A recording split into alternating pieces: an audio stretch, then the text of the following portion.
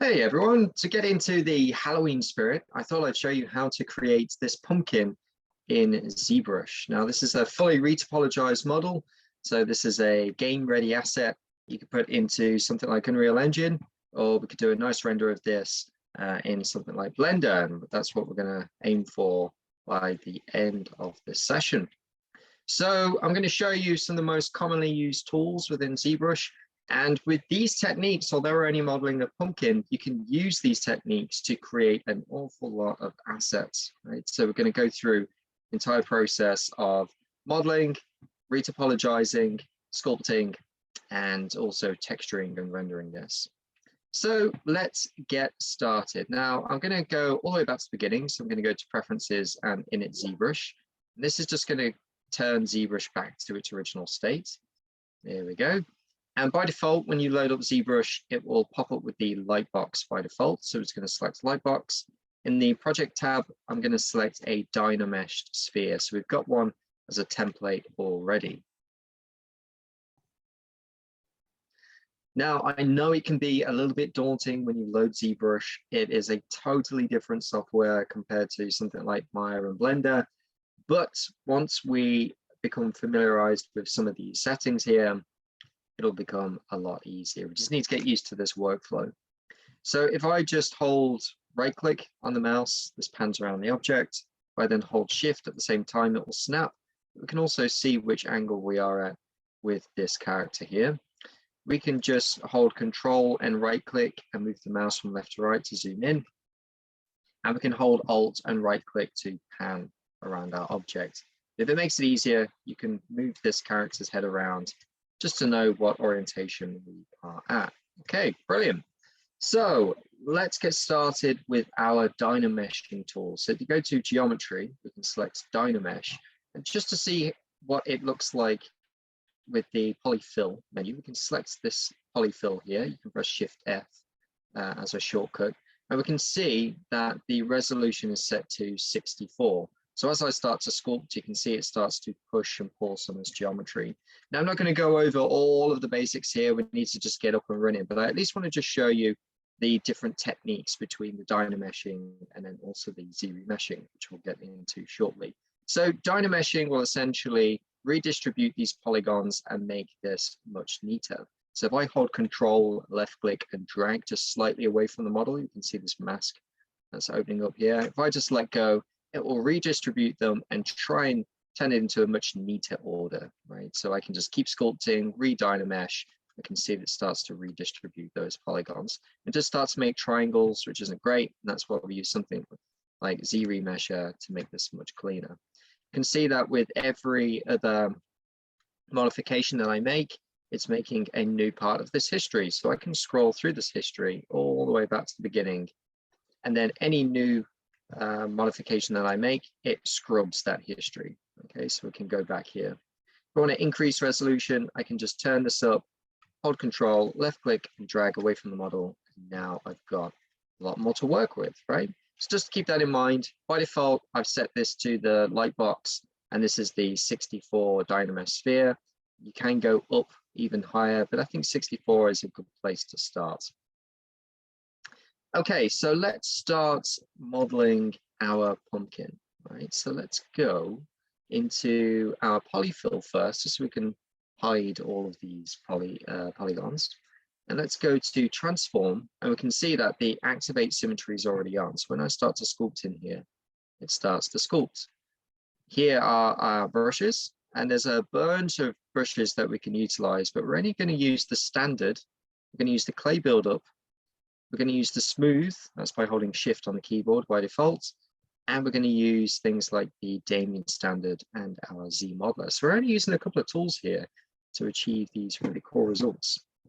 So we need to sculpt into this, but we need it to wrap around the entire object. So we're going to go to transform, keep activate symmetry on, but we're going to turn the radial symmetry on. Now we don't want this on the x-axis, otherwise it's going to sculpt this way. So let's go to transform and turn this to the y-axis.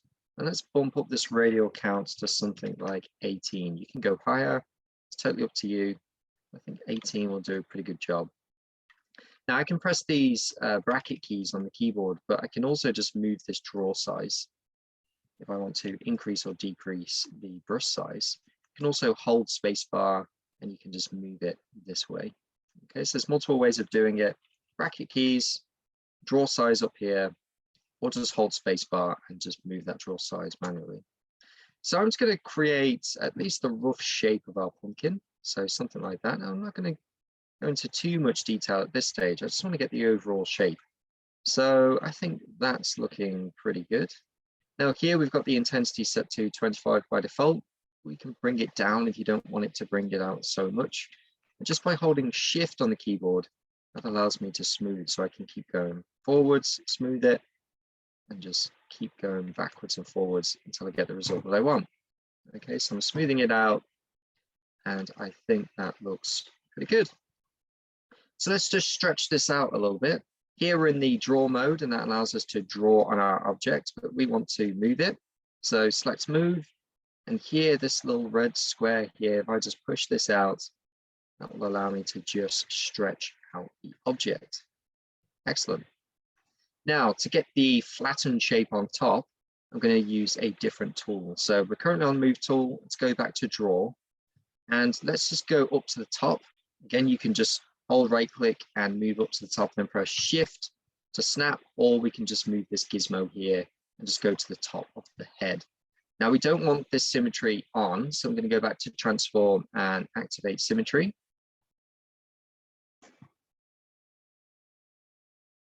And I'm now going to show you the masking tools. So if I hold Control on the keyboard, we can see it turns it into the mask. If I just hold left click and drag, then I can make a mask. So if I just undo this, Control Z, or you can move backwards and forwards here. This is based on the size or the draw size of this brush.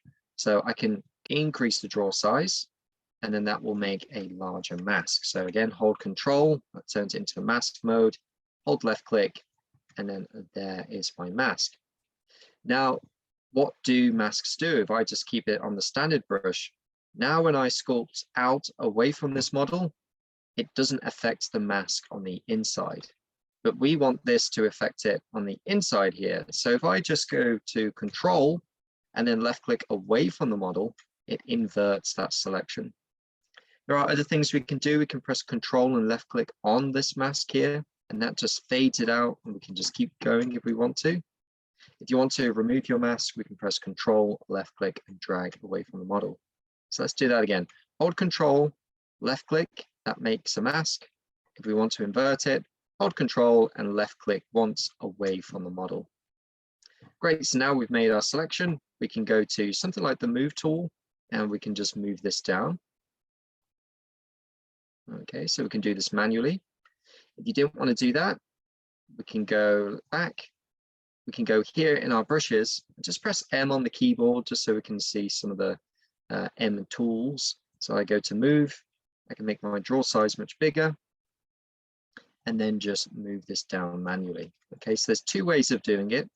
For me, in this case, I would use the Move tool. I just wanted to show you two different ways. So I would go to Move, and then just move this arrow down, and now it moves it uniformly, and I can kind of fine tune how much I want this to move down. Okay, that's looking good. I can go back to Draw. I can left click and drag slightly away from the model to deselect, and then hold that Shift button to smooth out the model. Okay, it's looking pretty good. So let's see from the front view. It's looking good. Just need to smooth out the base here. That's fine. So let's continue from here. I've got the resolution set to 112. Let's just bump this up a little bit. So let's just go up to maybe close to 200 or over 200. Control left click and drag away from the model, and this will re-dynamesh. You just need to make sure this dynamesh button is on, so you'll see it as orange. Control left click and drag will always re-dynamesh. So now if I just turn on this bit, turn off the polyfill, then we can see the model here. Okay, so now it's looking a lot smoother. I'm just holding Shift and smoothing out. And now we've got a really nice, smooth looking model. However, Although it's looking pretty nice just as a sculpt, and if you wanted to render it out this way, this is perfectly fine. But if you want this to be game ready, you really need to clean up that geometry. So here on the polyfill, we can see if we zoom in, we've got triangles and we've got areas that are kind of bunching together and forming more triangles, and that's not looking very nice. Also, we're at 148,000 total points. So it's a very large detailed model. We don't want that. So we want the flexibility of working between a low poly and a high poly model. So how can we do that? Before we turn this into a low poly model, we need to add some further details here. And I want to show you some of the poly group settings here. So I just turn this polyfill on just so we can see this a little bit easier. I'm going to hold Control on the keyboard to make a mask. But if you go into the brush whilst holding Control, now we bring up all of those masking tools. So I can select something like a mask perfect circle. Now when I hold Control, left click and drag, I can create a circle. If I hold spacebar whilst holding the Control button, I can move this circle around. So I'm going to try and get it somewhere in the center, somewhere like that. And I can just let go on all of it. I've made my new selection. So if I wanted a new poly group, then I can go down to the poly group tab, and then I can press group mask. And in this case, if you just group the mask, then it will group it whilst keeping it masked. I'm just undoing it there.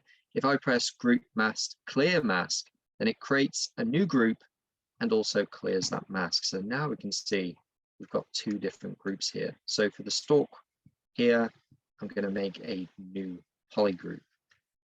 So poly groups are great because if I hold Control and Shift and just select on the model, I can just isolate this single area and I can just model on this one poly group. You hold Control and Shift and click away from the model, then it will bring those areas back. So I can press Control Shift and I can isolate this. Okay, and I can press Control Shift and isolate that. So as an example, when I use the mask tool, and something to note, when you hold Control and you use one of these masks, the mask pen will only affect the area that you paint on. If you use any of the other tools, like the perfect circle, it will go through to the other side. So if you've done this, how do you then fix this? So you want this to be back to this original one, and you only want this one on the top here. So what you can do is you can hold Control and Shift and just select our one model here. And we've still got this one selected. Okay, so let's turn this one back on.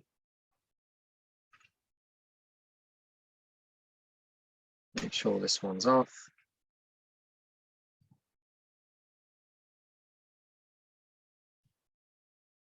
Okay, so go down to the bottom of this base here. I'm going to turn this one into a new poly group. In this case, it hasn't made two different poly groups.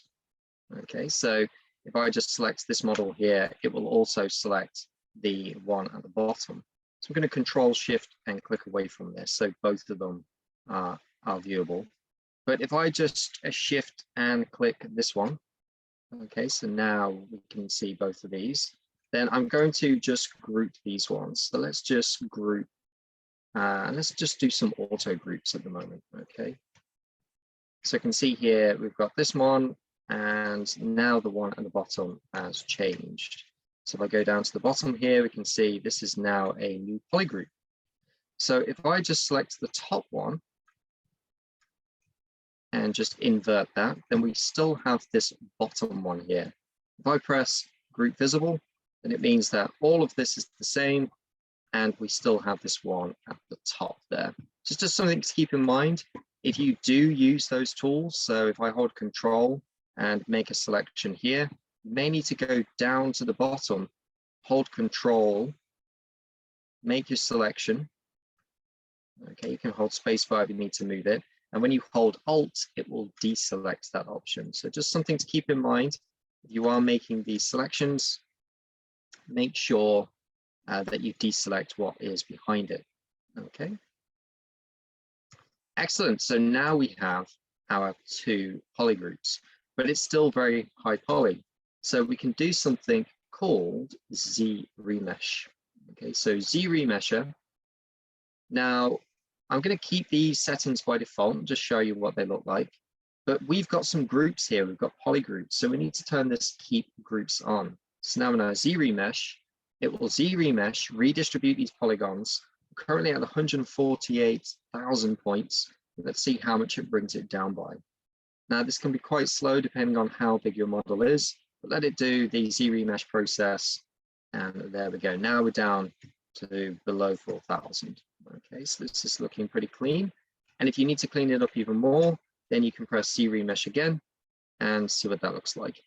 Okay, so that's looking a lot better. It's cleaned up a lot of the geometry. Now here in the middle, this center polygroup is looking a little bit messy. So I'm just going to hold shift and just stretch this out just to make it a little bit smoother. Okay, that's looking pretty good. Let's just look around the model. Yep, it's looking pretty nice. And now we're at 3,500. So it's a lot lower poly. So I'm going to isolate this again, Control Shift, and just get used to that. You can see when I press Control Shift, it comes up with the Select React. And again, we can select some of these options if you want to bring up any more options here. I'm not going to go through all of these in this session, but the two ones that we are going to use are the Select React and the Select Lasso. So by default, Control Shift will be Select React, and that will allow us to just select these new polygroups. So now we're going to go into the Z remodeler. So essentially, we're going to be modeling with the polygonal tools. So let's go to the brush and go to Z modeler. And if I hover over an edge, it will allow me to edit one of those edges.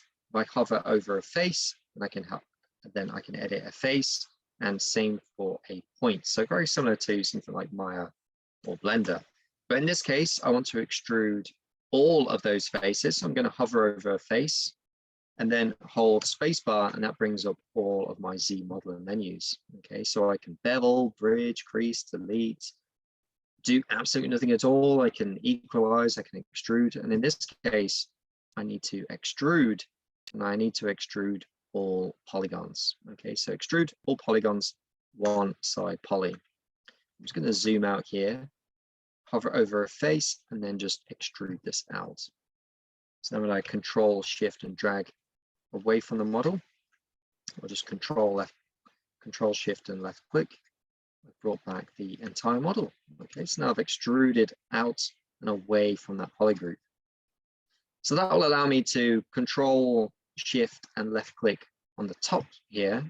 Now when I go to the Move tool, I may need to center it. We can select this little icon here, and that centers it. I can scale inwards, Control, Shift, and click away from the model, and now it has scaled inwards. Okay, so I've been able to make that transformation by that one singular polygroup. Awesome, so now I can go back to my Draw tool, and this time I'm going to go over an edge because I want some loops around this so I can start to push and pull this form. Currently there's nothing there. So if I go over to an edge, then I can hold spacebar. On Insert, I'm going to select multiple edge loops. I'm also going to keep polygroup. Otherwise, when I left click and drag, it will start to create new polygroups. We don't want that, so we'll have to remove them later. So hover over an edge, hold spacebar, insert multiple edge loops, but keep polygroups. So now when I hold left click and drag, I can create more subdivisions. Excellent, it's looking good. So I'm just going to go back to our front view here. And now we can just continue to kind of morph this and go into something like a move tool. So press M, go to move, and I can just start to kind of push and pull some of this geometry here just to get the shape that I want. You can see I've made that draw size really large so I can really extrude larger portions of this object.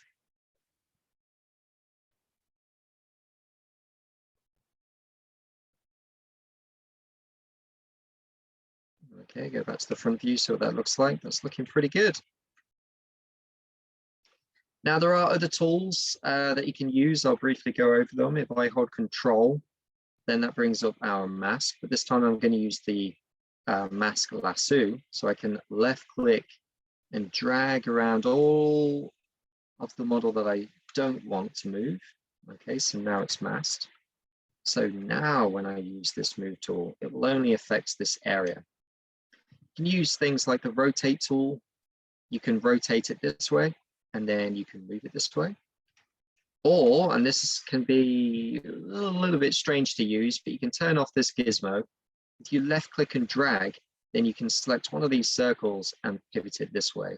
I'd highly recommend getting used to this. You select the middle and kind of rotate this around, go back to the move tool and then move this.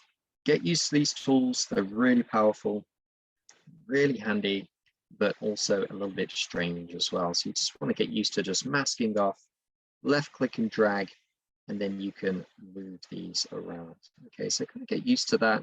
It's really weird at first because it's like no other program, but it is really handy and works really well. So as always, go back to draw, control, left click and drag away from the model to deselect the mask. So we're currently in our low poly, and in fact, I've added quite a lot of subdivisions here, but it doesn't matter. You can always add less if you want to keep it in keeping with the rest of the model. But now that we're on our low poly version, and I turn off the polyfill, we can see it is really low and it doesn't look too great. So this is where we divide the mesh. So in the geometry tool, you can press divide, and we can just bump this up to something like subdivision of 4. And now we can see we're getting a lot more detail. Okay, so now when we start to sculpt into this, go back to something like our standard brush, then we're going to get a lot more detail.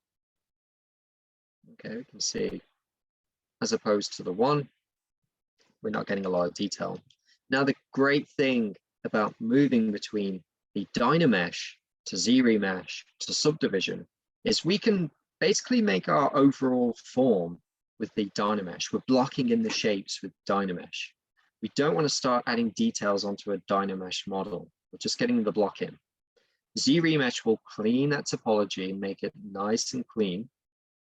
Then when we subdivide it, then we can retain that detail, but on a really nice subdivided Z-remeshed, retopologized model, right? So now we've got the balance of going between low poly and high poly just by moving these subdivision sliders. Really, really handy.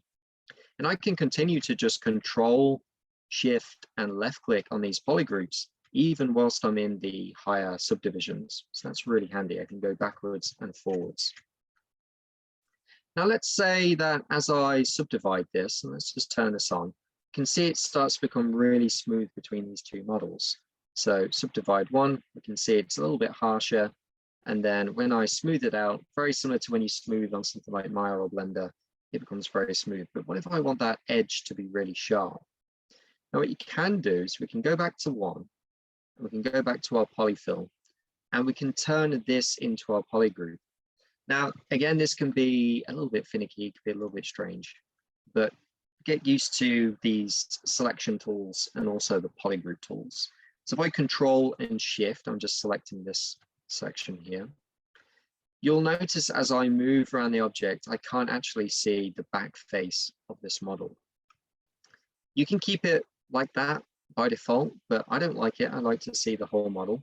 So if you scroll down here, you can go to display properties and select double. And now we can see the entire model. Okay, so if you're confused and you're seeing it's invisible, it's because this is off. So display properties, set to double. Now I just want to make this section a new polygroup. So when I hold Control and Shift, it will do my select react, but because it's on a rectangle, it will just select the entire object. So I'm going to go to our select lasso. So I'm still holding Control Shift at this point. Select the brush and then go to select lasso. So in this case, I'm going to control left click and drag and just select this option here. Okay, now you can see it didn't go all the way through. You can also control shift and then hold alt and then deselect this option here. Also, you can turn off perspective just in case it starts to cut through, which in this case it is, which isn't good. So let's just try and do this again. I'm going to control shift to select our object, and then I'm going to press control shift and Alt, and then deselect these options here. So it's still doing again. It can have varying results. So let's just select here. There we go. And then I'm going to Control Shift and Alt, and then just start to hide some of these. So you might need to go kind of backwards and forwards until you select the entire object. Make sure you've turned the perspective off. In my case, this pumpkin isn't completely flat. So as I was cutting through it, it was actually selecting those back faces. So it's something to keep in mind. Turn off the perspective and it'll be much quicker. So I'm just holding Control Shift and holding Alt at the same time, and that will deselect. Okay, so now I've got all of this ring selected. Then I can go back to my polypaint, sorry, not polypaint, polygroups, and select Group Masked. So now when I Control Shift and left click away from the model, I've now got this as a new polygroup. Excellent. So I need to go back into my Z modeler, hover over a face, hold spacebar, and this time I want to extrude a poly loop. So I want to extrude this whole area here. Now we can see it's saying mesh is composed of multiple subdivision levels. So we have to go back to geometry and delete higher. So all these kind of lower poly modeling stuff that we do. And in fact, let's do all polygons here. Making sure it is on the one. Let's try an island. There we go. So it's only going to extrude this one island here. So you can test out, you can go between poly loop and see if it extrudes one. In this case, it was at the bottom, so it wouldn't extrude. So you can kind of do a test to see which one works. In this case, looks like some of them will do a poly loop. Let's try this one. Nope. So in this case, it's hold space bar and unextrude, and we're doing a polygroup island. Polygroup island is a safe bet if you want to extrude the entire polygroup. So let's extrude this out. But still, when we add the divide, it's going to create this bevel. So I'm going to go back, go onto the edge, hold space bar. I'm going to crease this edge and make sure the edge loop is complete. And then just loop around these areas. Now you can see if I just zoom in here, it is creating a slight edge. So we can see it just there. So now if I just turn off this polyfill and then divide this mesh by 4, I've got this really nice hard edge. Now you may not want it to be that hard, so you can go to Shift and you can just smooth this out. But now we've got a clear separation between these two objects. Now this is optional, you don't need to do this. I just want to show you this technique of how we can go backwards and forwards between our low poly and our high poly mesh, and also to use some of these cool Z modeler tools. So just keep that in mind. If I go back to my polyfill, go back to 1, that if you want to extrude any of these areas, when you hold spacebar, it's either going to be all polygons. You can do a single polygon if you want. You just want to extrude one out. Again, making sure that all of the higher levels are deleted if you're doing any of those kind of extrusions, so you can delete higher. I'm not going to do that for now. You can extrude all polygons. You can do a poly loop if you want an entire loop to be extruded, but results can vary there. Or polygroup island if you want to extrude just one island, as an example. Okay, excellent. So that's looking pretty good already, and we've got a subdivision of 4. And let's continue sculpting into this. I'm going to go back into my standard brush, and I'm going to go back to my front view here. Let's go to transform, activate symmetry. It's still on radial and it's on 18. So I'm just going to continue the sculpting into this. I can change my draw size, just make this a bit larger. Maybe not that large, bring it down a bit. And continue to sculpt. So that's the standard brush. We can go here and go to the clay buildup. And that's going to build up a lot more on the object. So I'm just turning down the intensity and testing out how far away I want this from the model. And then hold Shift to smooth that out. So it's looking pretty good.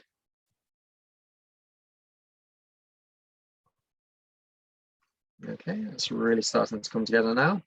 And if you really want to dig into this model, Then here in the brushes, you can press D and then select down standard or Danish standard, and then just cut into the model. Then depending on how much you want it to cut in, I'm just going to turn down the intensity and test that out. And then hold shift and smooth. And it's looking pretty good. I like it. So I'm just going to go between these tools. I'm going to go back to the clay buildup and just start to kind of build up some of these layers. Something like this. And just smooth this out.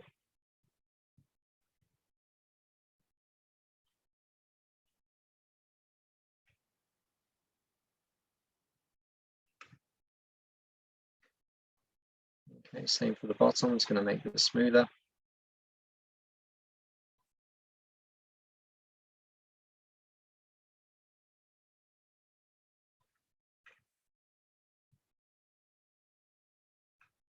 Okay, it's looking pretty good. Now let's work on this. Now we can see I could do the same thing here.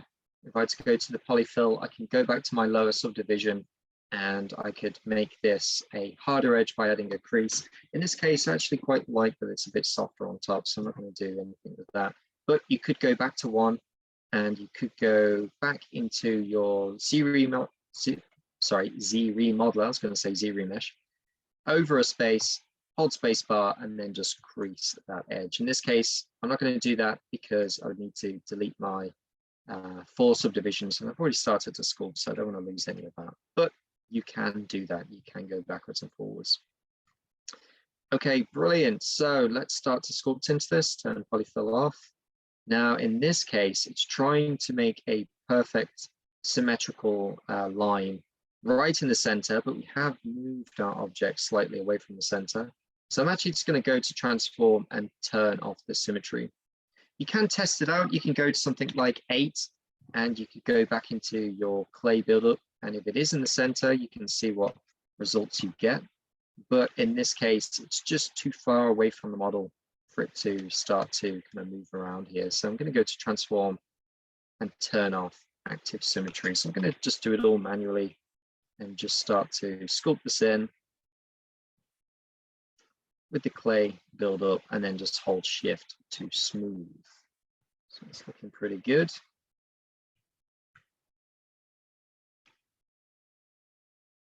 And I'm only using a mouse here, but by all means use a tablet and get really nice, precise results. Okay, so you can take your time with this. So let's go on here.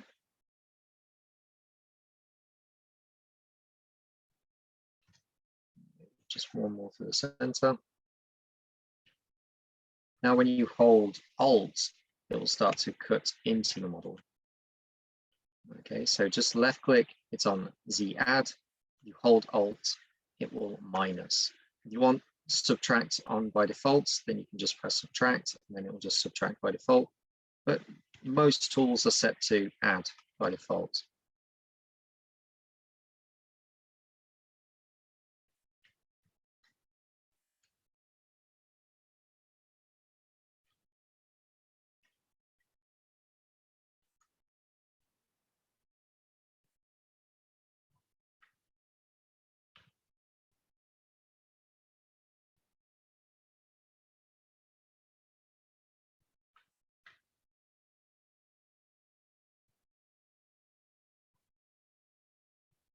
So the great thing about having those new polygroups is you can actually select them back into that lower subdivision. I just go back here. I can control shift and then just click on these, and I can just isolate that entire area and just sculpt on this if I need to. Same for the pumpkin shape here. If I don't want to interfere with that kind of stem, then I can just continue to sculpt on here and it won't make any changes to that polygroup. So really handy, keep those polygroups. This is great for characters. Let's say you've got fingers and you need to sculpt into each individual finger. Then you can make new polygroups of them and then isolate them and then just sculpt them individually. So now when I go back to our high, I can control shift and left click away from the model and just bring everything back. Really, really cool, handy tools. Okay, I think this is looking pretty good.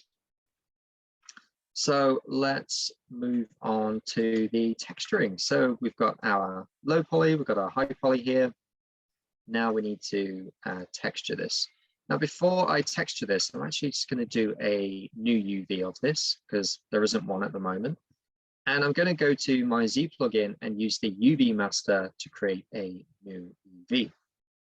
Now, I want my UV to be affected based on the polygroups that are on this model. So I'm going to select the polygroups and then unwrap. Now you can see here it says, please go to level 1 and try again. Now I am on my subdivision level 4, so you'll need to go back to 1 and then go back into Z plugin, polygroups, make sure that's on, keep symmetry on, and then unwrap.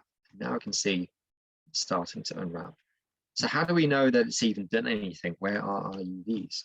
Well, you can scroll down here, and I'm just holding right click, by the way, just to go to these arrows and then move down. You can go to UV map and then select morph UV. And now these are our UVs in the scene. Pretty cool, right? If you want to go back to our model, just press morph UV again. And now we're back to our model. Excellent. So let's start to texture this now. So I'm going to go and isolate some of these areas. I'm going to press Control and Shift and just select. Ooh, notice that when I press Control Shift, now we're on the select lasso. Need to make sure we're on the select react. So Control Shift, select our pumpkin because I only want to texture this point and then isolate that and texture that a bit later. So I'm going to go to color and I'm going to fill object. And I'm just going to move this to the color I want. So something like that, fill object. And now that is filled. So here I can start to kind of fine tune this, move this around. I'm going to go back up to my high subdivision here. And let's start to paint. Now, when you paint, you need to make sure that the Z add or Z subtract is off because we don't want to start sculpting as we paint. But RGB needs to be turned on. Okay, so now we can start to paint into this. Now I'm currently in the clay buildup. Let's use something like a standard brush. You can turn the intensity down. Now that I'm in a new brush, we need to turn off Z add again, back into RGB. We can start to paint into this. So you can do this manually if you want and paint it this way, but I'm going to go back into transform, activate that symmetry again, make sure it's back to its original radial count, which in this case was 18, and then just start to paint into this. Again, I'm just going to turn the intensity down, maybe RGB intensity, turn that down as well. So I can just slowly start to build up some of these layers. Okay, so turn RGB back up, just slowly start to paint into this. Again, if you're using a tablet, this can be a lot more precise. I'm just using a mouse at the moment. So let's build these layers up, and I'm going to make this a bit darker and then lower intensity. It's always safer to go darker in the color, but then just lower the intensity and slowly work your way up. It's kind of like a watercolor painting. Work from light to dark. Okay, so that's looking pretty good. If you hold left click and drag, then you can color select. So I can select color here, make my brush bigger, and just continue to paint into it. And I'm not going to add too much detail here, but again, fill your boots and add as much detail as you want. Okay, it's looking pretty good. So I'm going to Control Shift and left click. So I've got this selection again, and I'm going to make sure that these are on.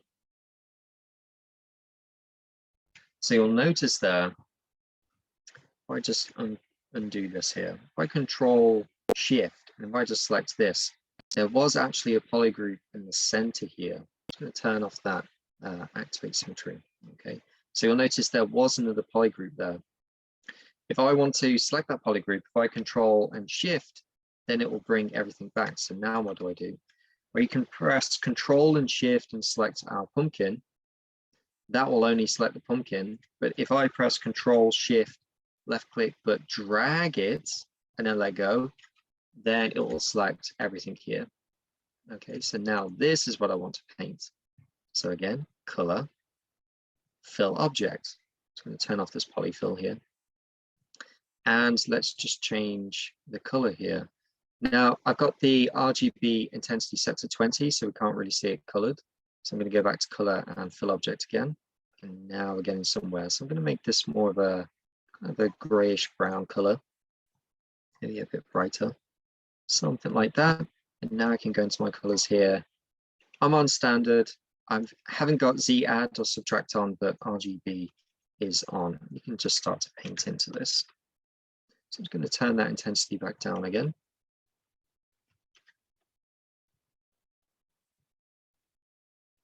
Okay, you can just slowly start to paint into it again.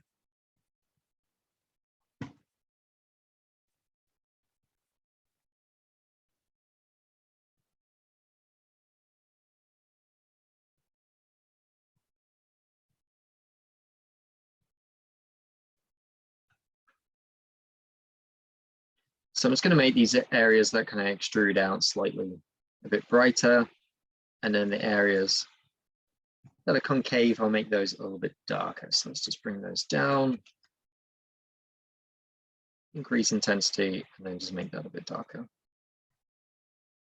They're really starting to stand out now. Again, take your time with this. I'm just flying through it.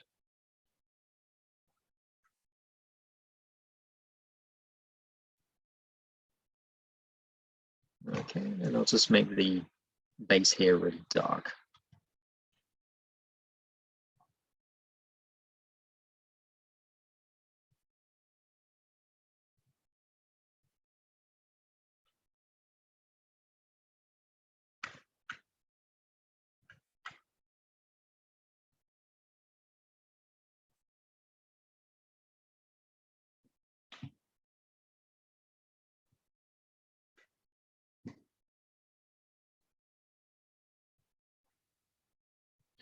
Now, if you haven't done so already, you can go to File and Save As and make sure this is saved. I've got an auto save set by default.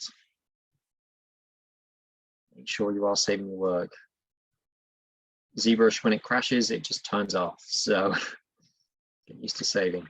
Okay, that looks pretty good. I'm going to press Control, Shift, and left click away from the model. And there we go. It is now textured. And you can always go back. Again, you can hold left click, drag onto one of your colors, and you can continue to kind of paint into this. You might want to blend these areas in a bit more. It's totally up to you. If you want to make it darker, something like that, then you can do that. Again, take your time with it. I'm not going to, for the purpose of this demo. Cool. So there is our pumpkin. Now we've got it UV'd, but the texture isn't currently on that UV. So we need to go down here and we need to go to texture map. Select create and then new from polypaint. So now we've got our new texture. We can press clone texture and now we can see we have our new texture here. So you can export that texture if you need to. You can go to texture and export and then just name it and save it. Okay, so I can go here. I can select, I can say pumpkin O2 text. Okay, and then I press save, and then it will pop up with this. And you can make some adjustments if you need to crop any of these areas. But in this case, this is looking pretty good. And I can go ahead and press OK. And now it's save that texture. But if I export this as an FBX, it will save this out with the texture. So that's really handy. So just make sure you save that texture first in case you need it. But we're going to go to Z plugin and we're going to go to FBX export. And then don't change any of these settings, just press export and then save this out. So pumpkin, I'm going to say O3 demo, and then save this out. So it's going to say it's writing the data, and then it will export it. Now, note that I've just exported the high poly version. So this is at 302,000. So if you're going to do a nice render of this, for sure, export it out with that higher subdivision. If you're putting it into a game, lower it, right? So now we're back to 4,000. So let's go to Z plugin, export this again. And this time I'm going to say 03, but this time it's going to be low poly LP, and save this out. Okay, so now that's saved. I can go to File and Save As. And then you can save out this pumpkin. Okay, so name it and save it. And then we can go back to it if we need to. Now you'll notice when I go to File and Save As, it's got the undo history. Now that file is going to be quite large because it means that I can actually scrub through all of my model all the way back to the beginning. So this can be really handy when you need to go back to a previous part of the project, or you need to demonstrate how you made this model, then you can show it this way. So that's really handy. If you want a smaller file size, you can go to File, turn off that undo history and Save As, and it will wipe your history, but that file will be a lot smaller.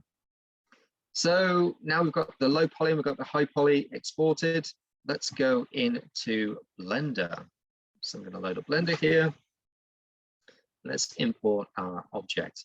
Now I'm going to import that low poly and actually show you how good the low poly looks. So I'm going to go to General, delete this cube, and go to File and Import, and I'm going to import the FBX.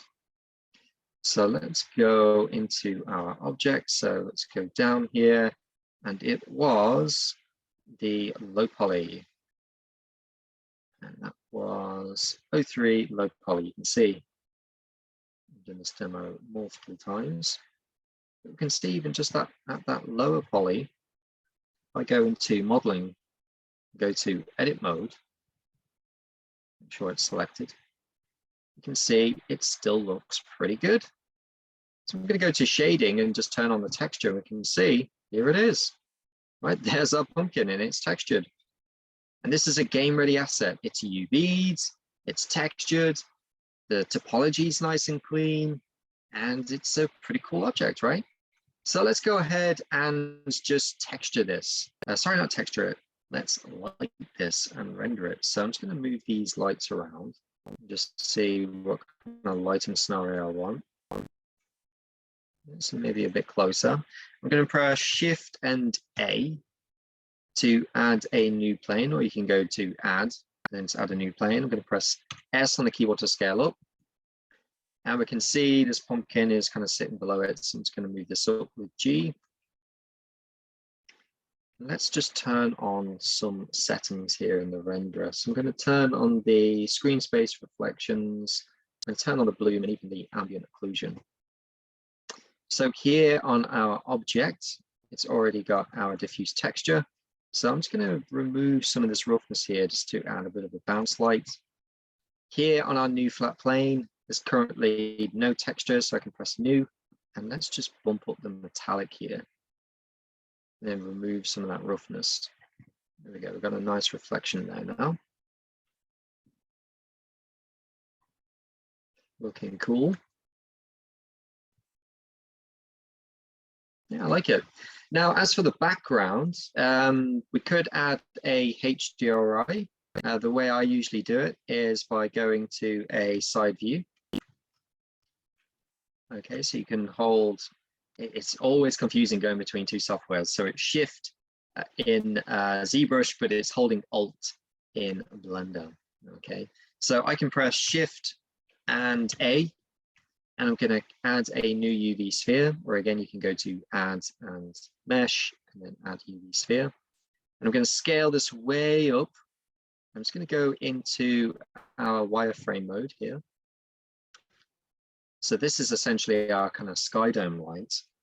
And I'm going to go into edit mode, left click and drag all of this model here. And then I'm going to press S to scale, Z to center this, and then 0 to flatten it. Okay, so now I'm going to go into our move tools here and just move this up. Okay, so this is now our dome. So if I go back to my texture view and zoom in, I've got this dome. Awesome. So I'm going to go back into object mode, and then here I'm going to select on this object. You can see that we've got no new material here. I'm also just going to right click and shade smooth, just make it a bit smoother. I'm going to add a new material. So you can download a new HDRI. You can go to HDRI Haven and download one of them. I've already got one here, so I'm just going to scroll down to it. I've got a Christmas studio here, and I'm going to connect the color to the base color. Now we can see we have our HDRI. Excellent, looking cool. Now you don't need to keep this. You can either scale it up if you want to keep this effect. I think that looks quite cool. Or you can just delete it and just use the base color that's on the HDRI, totally up to you. Now let's add some new lights. I'm going to add a new point light. So Shift and A, go to lights and point light. Let's move this here. Now the point light by default is quite low, so I'm going to select my light here. Change the power from 10 to something like 1000. And let's maybe make this more like a purple light. That's quite cool. You can, when you press G, you can hold middle mouse and you can move it along the axes. That's really helpful. So something like that. You need to duplicate it, Shift and D to duplicate. And just move it around. So this is our original light here. We can move this up and down. If you want to add a sun, you can press Shift and A, lights and sun. But something to note here, when you move this sun around, we're not actually seeing it light our object, we're only seeing it light the sky dome around here. It's a bit strange. That's because here, there's this little arrow here. You can press this little arrow and then go to view. And then here, where it says end, just add a load more zeros, right? So just added 3 more zeros. So now when I move this around, we can see it starts to light the environment. Now, if you're starting to see some weird kind of ghosting in the background, you can select on this new sphere that we made. You can go to this tool wrench here, so add modifier, and then we can do an edge split, and it just removes that glow from the edge. So it's up to you. If you want to add a sun, you can add a sun. You can go to lights, and we can move this around depending on what kind of light source you want. So maybe I want more of a warmer light source, maybe even a contrasting color, something like this. Looks quite cool. And you can bring it down if you don't want to be as bright. Just play around with it. You know, go back to your point lights, move them around. Something like this. You might want to change that color. Yeah, and just experiment. Shift D, duplicate. Move the camera around. Just experiment with this lighting. Now, when you're happy with it, then we can do a new render. So here, still in view, I can go to camera to view, and I'm just going to lock to the 3D cursor. In fact, that's not needed, but definitely have the camera to view. Then go to view cameras and then active camera. So now when we zoom out, we're going to get our camera angle that we want. So something like this looks pretty good. And then just hit F12 on the keyboard. And there we go. There is our game ready asset. So this is the lower poly version, but by all means, import that high poly version and see what the difference is. So this is low poly. We can go to image and save as and save that an image. Or we can go to file, import the higher poly version. So let's have a look at that. Now it will take a lot longer. So import. It's may even crash, who knows? We've got the swirl. It's saying not responding. What will it do? I'm pretty sure it will load. Okay, so it looks like it's loaded. I'm just going to press S to scale up. Let's see what the difference is. Yeah, so we can see that those cast shadows are looking pretty nice. I'll just move this here. We can see that there is a bit of a difference here. Awesome, so maybe let's just scale this one down. do this one here.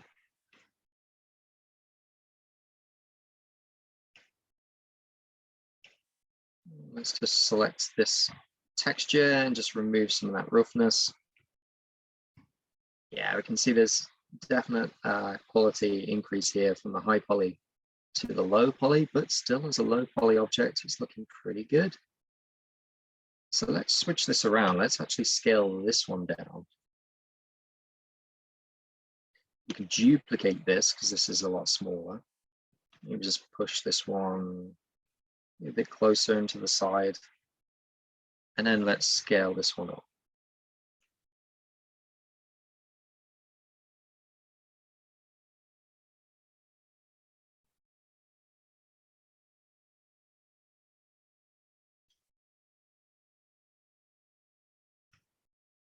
Ooh.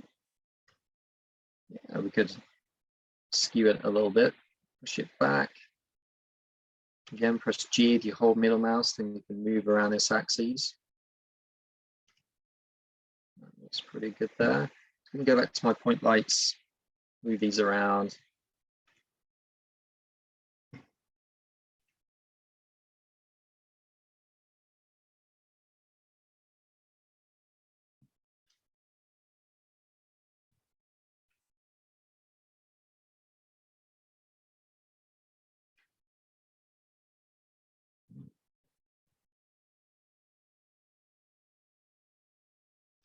And there we go. Let's press F12. And here's my new render, Pumpkin Family. Okay, excellent. I hope that helped. I'm going to leave it there. But that is the entire process of modeling within ZBrush, retopologizing, UVing, texturing, and then imported into Blender. And again, this can be put into Unreal Engine and used as a game-ready asset. So if you want to use the low poly, put that into a game engine. If you want to do a really nice render of something, then by all means export out that high poly and render it. Okay, excellent. Thanks everyone for watching, and I will see you later. Take care, folks. Bye.